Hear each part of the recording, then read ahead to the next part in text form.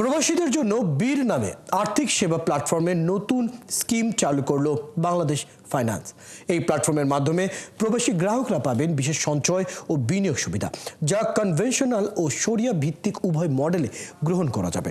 এছাড়া গ্রাহক ও তাদের পরিবারের সদস্যদের জন্য হোম লোন, এসএমই লোন, নারী উদ্যোক্তা ঋণ এবং কৃষি ঋণ গ্রহণেরও সুযোগ থাকবে।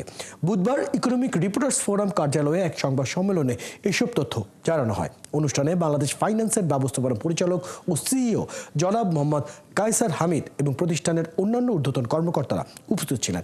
কায়সার হামিদ বলেন, প্রবাসীরা তাদের মূল্যবান রেমিটেন্স ও বিনিয়োগের মাধ্যমে দেশের অর্থনীতিতে গুরুত্বপূর্ণ ভূমিকা রাখেন।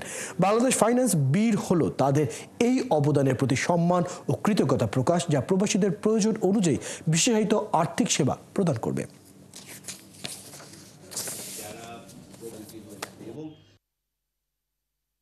যে প্ল্যাটফর্মটা তৈরি করেছি, এই প্ল্যাটফর্মের নাম দিয়েছি আমরা বীর।